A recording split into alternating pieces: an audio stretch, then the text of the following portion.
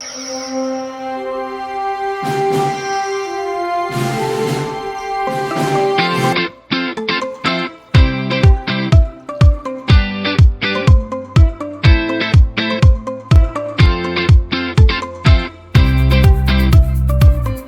right, everybody, welcome back to another fun-filled episode of The High Ground. I'm Reed. I'm Matt.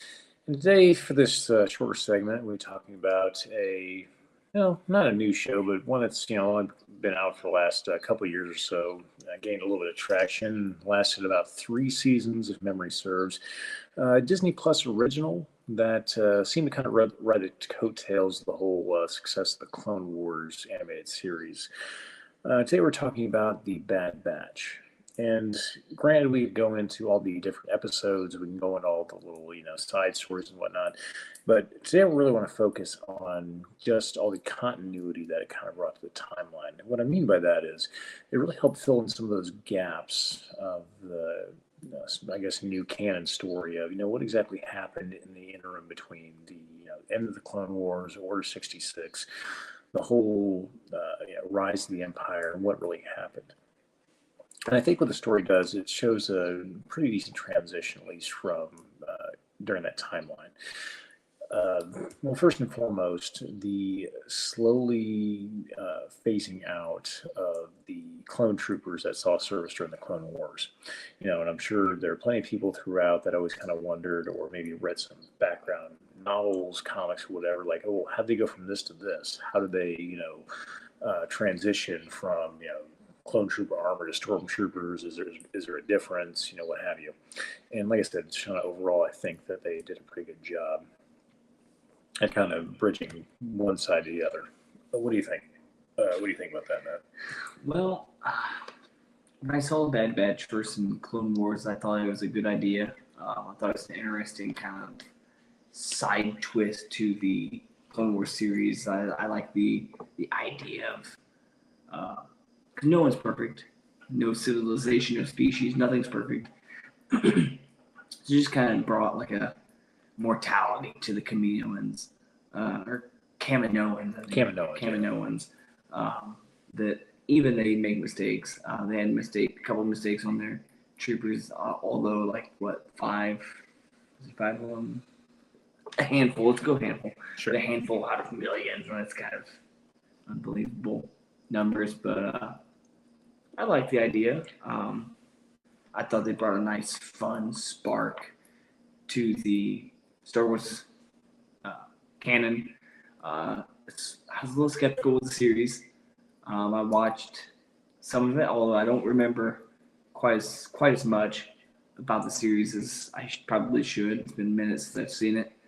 But it's definitely it's a nice transition from just Jedi and Sith and some of these other like Andor series that follow non-Jedis. But it also then brings to light like Disney, come on, why do we not have live action yet of Clone Wars? I mean, are we kidding us? You're screwing up with all these other storylines, and you've been handed some really good materials early on. Let's get on this live action stuff of the Bad Batch. Now, did Dave Filoni do the Bad Batch? Do you know? I'm pretty sure I'd have to look that up though. Because I know he did Clone Wars, and that's one of the more successful ones. And that absolutely, it's egregious at this point that there's not even a live action Clone Wars series in the making. Like I'm not asking for 7 seasons. That's pretty expensive. Ask Amazon, they know. Just a bit. 1 or 2, maybe 3. Well, and I think I think they did a really good job. At least, it's mainly like flashbacks and other little kind of like just side note pieces that were, call them a combination of Easter eggs, but something there for the genuine fans. I think would be little hints of the Ahsoka series, little callbacks, and throughout the Andor series. But I really thought that, like I said, Bad Batch did a good job of kind of bridging that gap and kind of just explaining the transition of how they realize, the Empire slowly becoming the power. It's really like when any, new management takes over of a business organization. What's the first thing to do? They take inventory, they kind of take stock of everything. Okay, what works, what doesn't work, what can we get rid of, what's efficient, what's not. And this model is really just applied to the whole, the whole army. So hold the phone. So you're saying Emperor Palpatine had a Doge committee? As a matter of fact, yes. Fraud, waste, and abuse, and they started with Camino? I mean, if you really think about it, if you really want to go down that particular rabbit hole, yes, I suppose an argument could be made that Grand Moff Tarkin, at least at first, was the Elon Musk of the Star Wars universe when he's going through trying to decide, oh, well, it turns out that the clones are not very efficient, and actually they're 10 times more expensive than just conscripts. And so, yes, we have all the clones in place. We need them to kind of keep us in consolidated power for now, but we're going to slowly phase them out and get rid of them.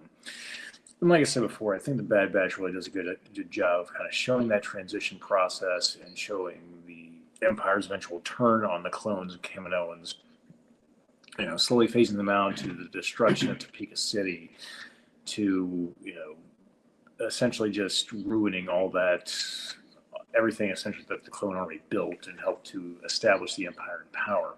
So here's a question for you. Do you think a new series that's kind of like more of a political series in the Star Wars realm, kind of like what you see in modern day cinema with White House, like you have the president and his cabinet, kind of follows their decision making, kind of like Dead and Eggs, Survivor, and Madam Secretary, shows like that kind of follow these high-ranking political members. Do you think the Star Wars universe could do something like that, specifically in that time frame? Because that, like you said, that's such a pivotal moment that's very relatively untouched, where we kind of follow the Emperor a little bit, maybe not make him a main character, but he frequently appears, and you can kind of get inside the heads of Grand Moff Tarkin and the Emperor and see what they're thinking, how they're making decisions, why they're making decisions. I think if that was an avenue they wanted to go down, I think it would be difficult at first, but I think they might be able to get away with testing. Is it difficult because it's Disney doing it, or is it just difficult as a topic together? Because right now, I think all Star Wars fans will agree with me, everything seems very difficult for Disney. True, but Mickey Mouse needs to stick to like those flashcard movies they used to make back in the day, black and white. Like, leave that shit to Lucasfilms. Like, they need to sell that back to George Lucas. Well, not necessarily difficult to make. Could they make it? Yes, absolutely. But I think it'd be difficult at face value to market an entire show, just because I think that I guess the amount of audience, the novelty aspect would kick in. Well, like, no, it would. That's such a unique, an out of this world, pun intended, kind of like way of thinking. Like, it's something that's never even been attempted. Like the Bad Batch, well, it's kind of similar to the Clone Wars. It's kind of similar to Rebels. It's kind of similar to Ahsoka. Well, it's just like everything seems to be the same. It's the same style concept. It's the same. Like, this is like something completely different.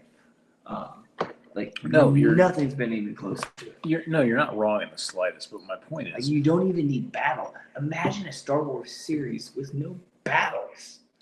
What the hell's going on there? But you make it intellectually compelling. I think that would really take off.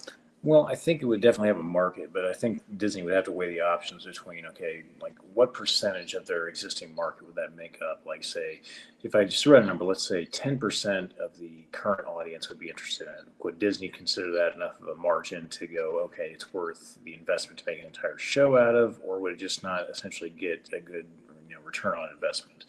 But what I think they could do is, I think they've proven this concept with their series. What was it? The Tales of the Jedi, Tales of the Empire. Those series. I didn't like that one.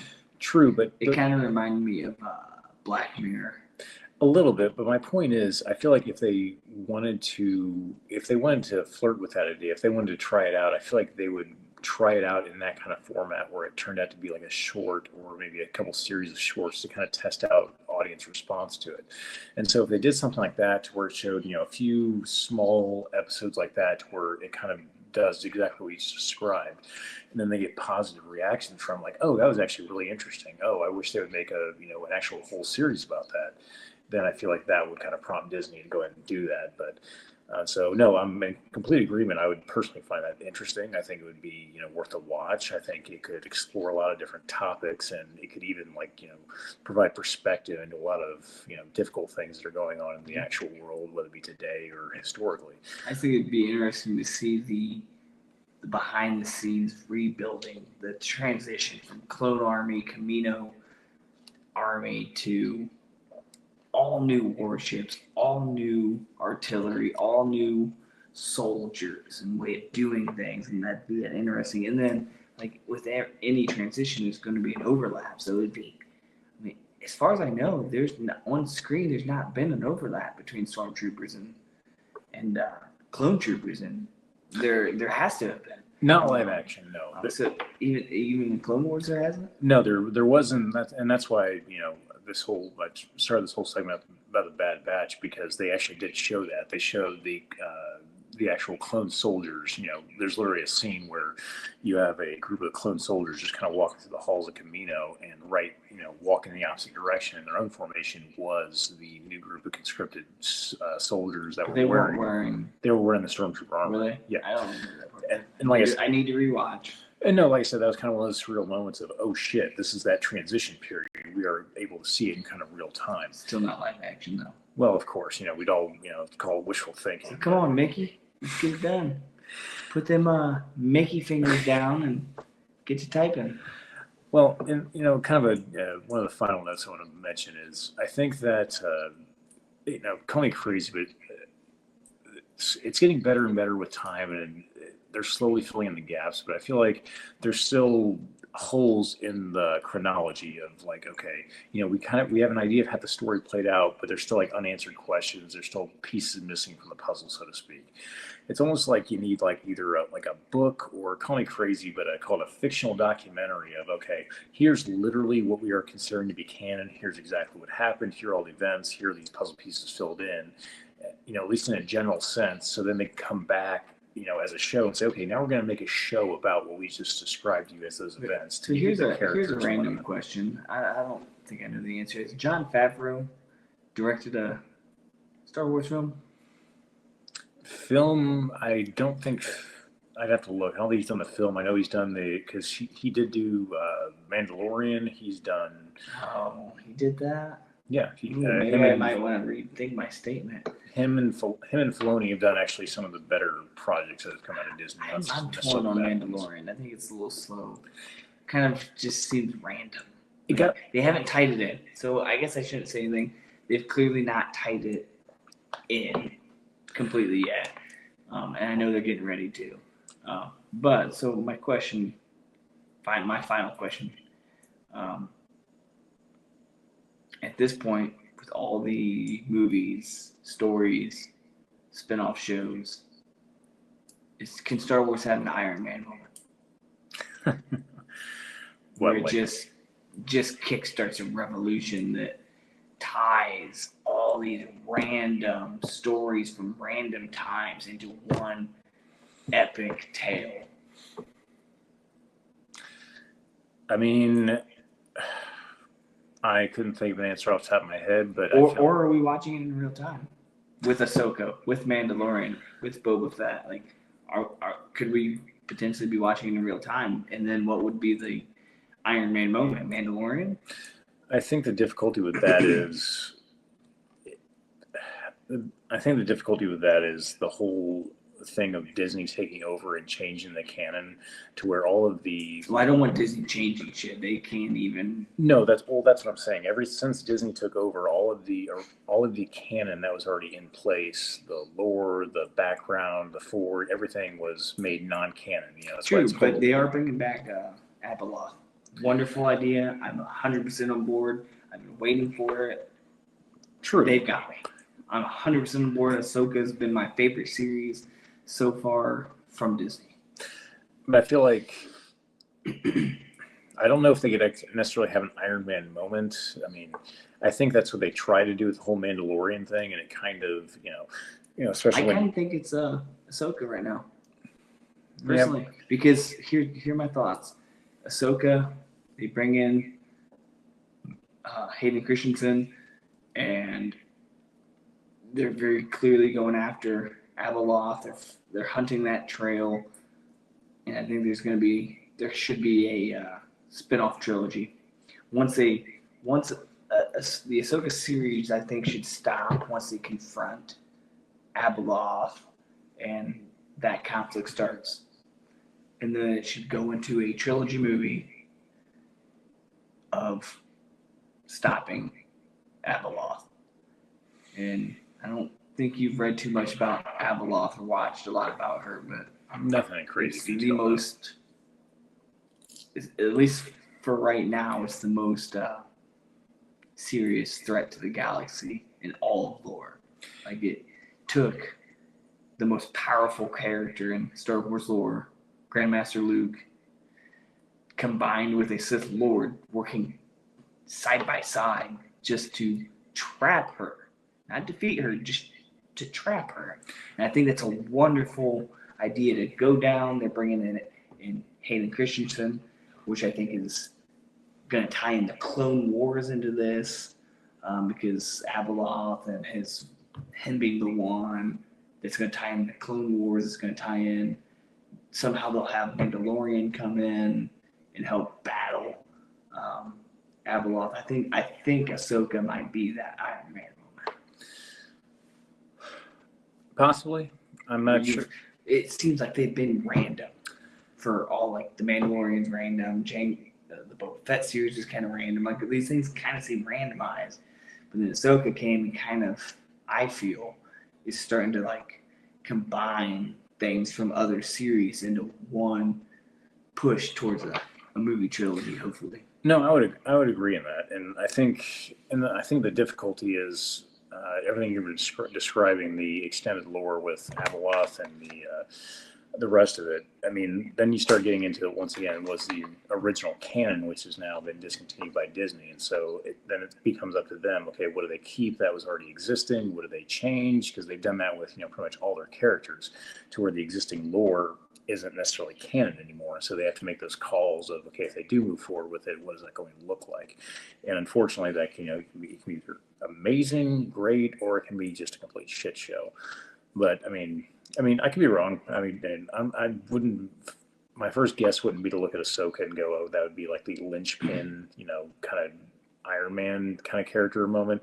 I could be wrong, but I think that they kind of did that a little bit with with her, the whole Kenobi series, which I thought was really good. That was very good. And we could go on a whole tangent about that, but I think that I could see them doing it. It's just my only problem with the Kenobi series was it's what the fans kind of wanted to see, but it has no real end game because we already know the end game.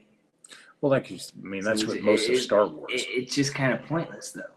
The Kenobi, like, yeah, it was cool to see them fighting again. Kenobi is not Prime, but it's not every year still fighting Darth. We all kind of wanted to see a much better duel between Darth Vader and Obi, but it's the not whole going to time watching it, it's a dead end because you already know the end game there.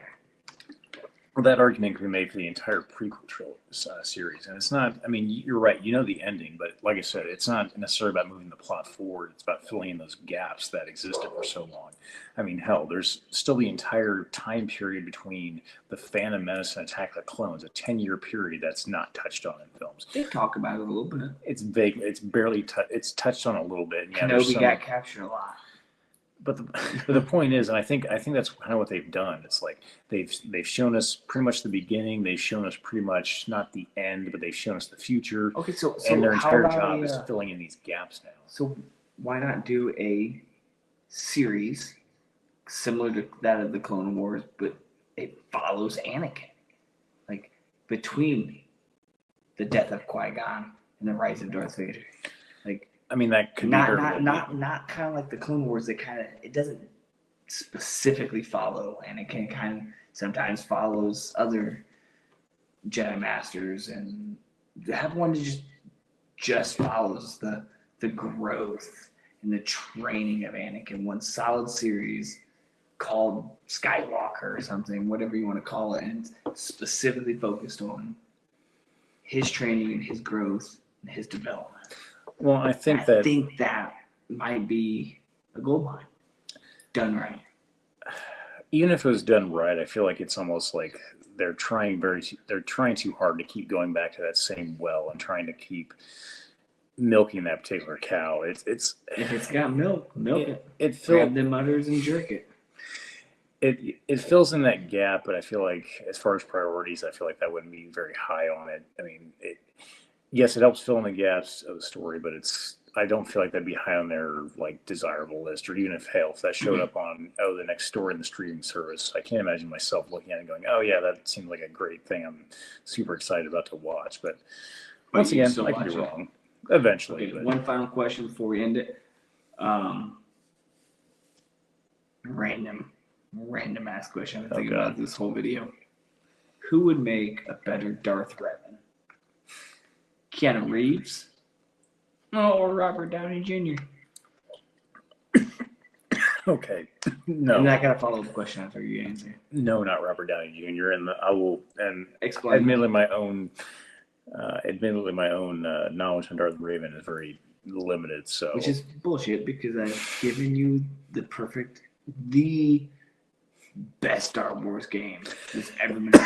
There's no game even close to it. Yeah, that I still yet to get around to playing because I can't get past the graphics of early 2000s. They're rough. Totally worth it. So I guess by default, wonderful. So I guess by default, I'd have to say Keanu Reeves. Okay, so most people would agree with you. Name a character Robert Downey Jr. would excel at. In the Star Wars universe. Yes. If you were to do the next series, it doesn't have to be in the Star Wars saga. Just any lore, any time. Who's he gonna play and excel at? How's he gonna get that new Iron Man moment? Okay, well, he's not gonna have an Iron Man moment in the Star Wars series. He's gonna have a second Iron Man moment in the same goddamn Marvel universe. He's gonna go from a Iron Man moment to a Doctor Doom moment. Imagine that. If they threw him in anywhere, I could see I doubt he would be any kind of main character. I'd throw him in there for a few episodes as kind of a character that moves the plot along, but that's kind of where I'd probably limit it. Kind of like them bringing in Andy Serkis for a couple episodes in Andor. You know, slightly big name actor, but okay, he was just in there to kind of move it along. He wasn't a main character part of the,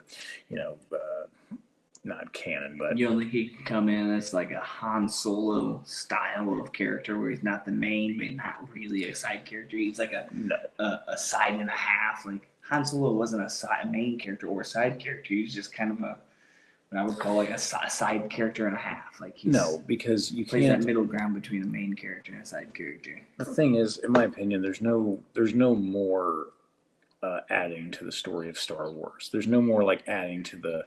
Okay, there's endless amounts of possibility. Let me finish. With the new timelines. What I mean by that is everything from here on out is literally just filling in the gaps, because the second then you start saying like, oh, now we're going to go talk about this region that was never even talked about at all through all this, but we're still going to set label of Star Wars on it. Yes, I mean, technically, Star Wars just introduced an entirely new galaxy. Yes, but at the same time, we don't know what's going on there. You don't know their lives. You're still not going to. You're stretching it way too thin at that point. So you're taking away what Star Wars is by trying to continuously come back to that well. Is it too much to bring in Force Ghost Anakin to battle the strongest Force user of that new galaxy they just introduced? It just happens to be Robert Downey Jr. Fucking awesome. I'm not even going to entertain that fucking thought. Awesome. I'm not even. Hey, give me another beer and it's going to be even better. No, thank you. But with that being said, please be sure to check us out on TikTok, YouTube, Spotify, Instagram, and pretty much wherever you get your social media nowadays. And remember, stay nerdy, stay knowledgeable. As always, take the high ground.